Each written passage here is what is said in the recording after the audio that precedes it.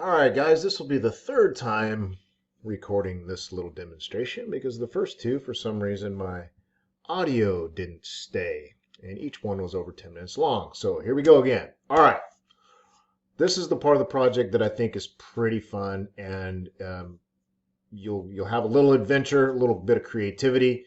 Um, and all we're going to do is play with some adjustment layers and filters and get something that's a little bit interesting, a little more interesting than just having your face on there. Okay, so the results are totally up to you. I just have one rule, and that rule is do not distort yourself or do something so extreme that you cannot recognize your face. Okay, and I know that sounds a little bit crazy, but that's what we want. We want to be able to recognize, you want somebody else to be able to see it and go, oh, that's so-and-so, right? But we also want to make it look interesting to the viewer. So we've got these three layers. We duplicated the face layer. All three of them are also smart objects. And the reason that they're smart objects is because when we do an adjustment layer, or actually not an adjustment layer, but when we add a filter, it'll create a smart filter, which means we are working non-destructively. And working non-destructively using smart filters means we can go back into that filter at any time and delete it or change its settings to get something to look a little bit different. So it's a very powerful way of working and working non-destructively at the same time. All right. So the reason we have these three layers is, first of all, I want to keep this bottom layer as is. I don't want to distort it just in case something happens. I want to be able to go back to my original photograph that I brought in. So I'm just going to leave that there. I might even lock it, but for now, let's just hide it and leave it there. The second one, and the overall idea about having two more layers that contain your face, is the first one, the one in the middle, I want to do something and retain the color. I'm going to add a filter. I'm going to play with some adjustment layers, but I want to keep the color for this one. And then the one on top of it, we're going to change to black and white. And then with this one, we're going to add a blend mode that will give sort of an interesting looking effect. And when I say interesting looking effect, that's very broad, right? You can do whatever you want. I don't care. Just do something that you think looks interesting to you. And try things. Experiment. Don't be afraid to fail. Don't be afraid to click buttons. And speaking of that, you will fail if you use any of these filters. So some of these filters, you need to refer to this and make sure that you don't use any of these filters. Some of these filters are just sort of cheesy, like plastic wrap. Others, like these distortion ones, will really mess up your image. And then when we do the flip later on, it's not going to look very good. So take note of all these. Don't use any of these. And if you accidentally use one, just delete the layer and reduplicate the layer and sort of start over fresh with that layer again. All right, so now for this, I'm going to make this add a little more contrast to this because I think it's sort of flat. So let's give it a little bit more depth. And to do that, we're going to start with an adjustment layer. You don't have to do this, okay? All of this stuff I'm doing is just suggestion. And I'm just showing you where you can find things and what happens when you do certain things, okay? But you do have to do something to your face. You can't just leave it as the photograph that you brought in. All right, so I'm going to do this levels adjustment, and again, I'm going to clip it down to the layer below so it only affects that layer.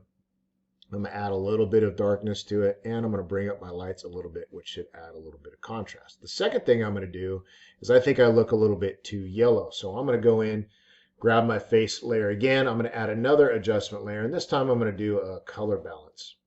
And again, right click, clip it down.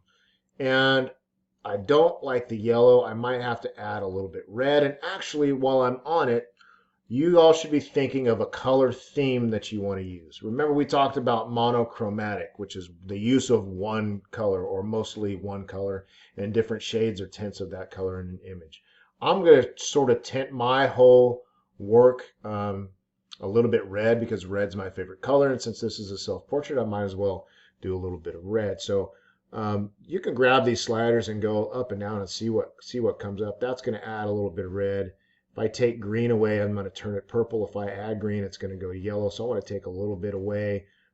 Adding blue will again turn it a little bit more purple. Taking blue away will make it a little bit more yellow. So I'm going to add a little bit of blue. Then I'm going to bump the red up again. And you can very quickly check to see what that's done. by clicking the hide and show and the color balance layer. So I think that looks okay for now. Again, I can always go back and change it later on. But now we're going to add a filter to my color copy. And the first thing I'm going to do is I'm going to go to Filter, Filter Gallery. Now this is a pretty cool tool. But notice one thing, as soon as I click on Filter Gallery, you can now see the whole other side of my body. And the reason that is, and I'm going to close this really quickly, the reason that is because when we go to Filter Gallery, it applies that filter to all of the pixels that are in that layer. And if you recall, those pixels are still there. They're just outside of the viewable area. Control Z to undo that. So don't get confused if you see when we go to Filter, Filter Gallery, pixels show up. Oops.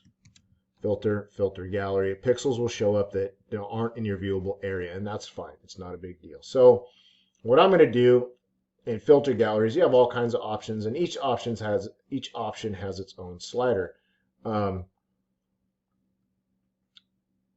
It also has some down here. We have stylized with glowing edges. I know a lot of students are going to use this, but be very careful with that. The glowing edges one.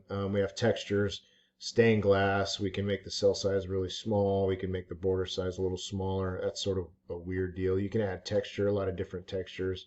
Frosted texture, for example, and that's fine too. Again, you can do whatever you want, but my overriding thought is I want this layer to retain the color. So I'm not going to use any of these sketch filters. I want something colorful. So I think I'm going to use Paint Daubs, and I'm going to take it down up a little bit more. I don't want it to be too blobby. Sharpness, I don't want it to get too pixelated. Yeah. What if I take it way down there? I'm going to make it right around in there. What about brush type? Live dark, wide sharp. What does wide sharp do? I don't even know what that does. I didn't see a change. But sparkle. Didn't see much of a change. Wide blurry. Yeah, a little bit much. Let's just do simple's fine. And then I'm going to click OK. And what happens when we click OK again is we now have a smart filter here. And you can turn that filter off and on to see your face in the background if you want. But that'll work for now. Again, if I don't like what I end up with, it's okay. I can go back and I can change it and I can delete. I can actually drag my smart filter into the garbage can and it'll delete itself. And then I'll just have that layer to play with there. So now I'm going to add my face copy on top of it. And for this one, I'm again going to go to Filter and recognize that it is a smart object. I'm going to go to Filter, Filter Gallery once again. And this time I'm going to add one of the black and white options. I might add a little more detail, might take some smoothness down. That gets really rough, so let's make it a little bit more smooth. And I'm going to go right about in the middle and click OK. Now this looks really bad once we get out of that window. But again, the idea is to use blend modes now so that it blends the face copy 2 layer and the face copy layer together. And once I activate this button, again, I can click on the down and up arrow to toggle all the way through my blend modes.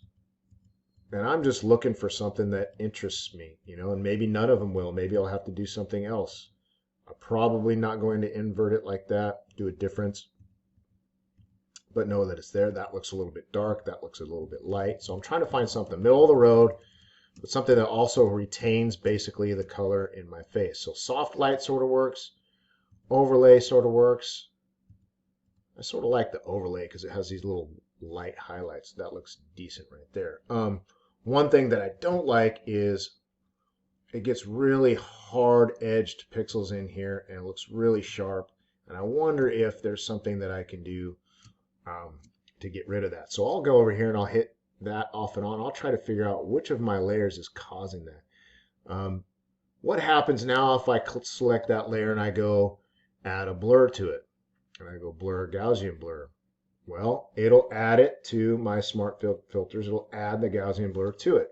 So I can bring that down a little bit and maybe it'll blur, maybe it'll look good, maybe it won't.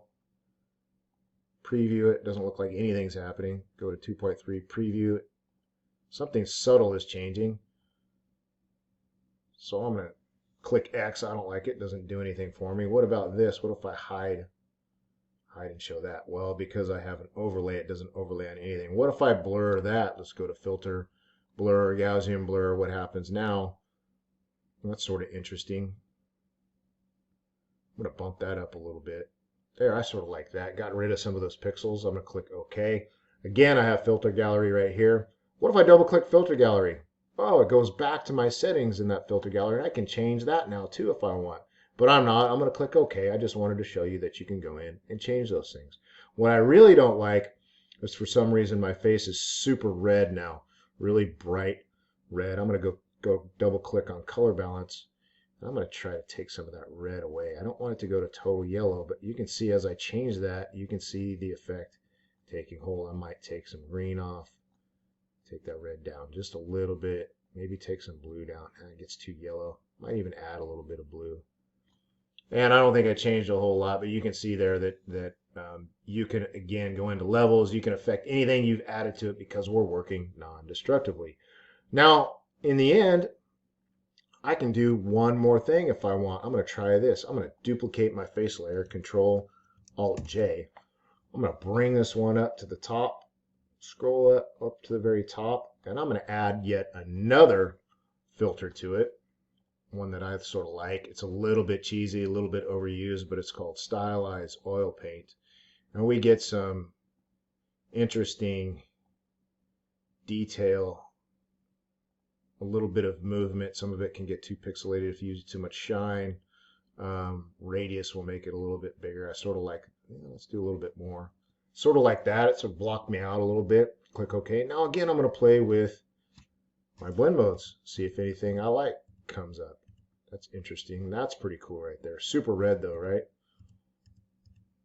And that's okay. I might go back to it. Hard light, soft light. Sort of like the soft light. I'm going to leave it right there. Boom. Done. Again, all these things are up to you. You can even do image adjustments up here if you want. But again, when you do those image adjustments, you're going to destroy pixels. So be very careful with that. I prefer that you use adjustments over here. You can play with effects if you want. If I did a bevel and emboss on that whole thing, it might add something. It might take something away. I'm going to click no. I don't want to do that. But this works for me for now, so have fun with it, make mistakes, learn from mistakes, try to figure out what a bunch of these filters actually do to your work, and at least familiarize yourselves with them so you can use them in your work going forward.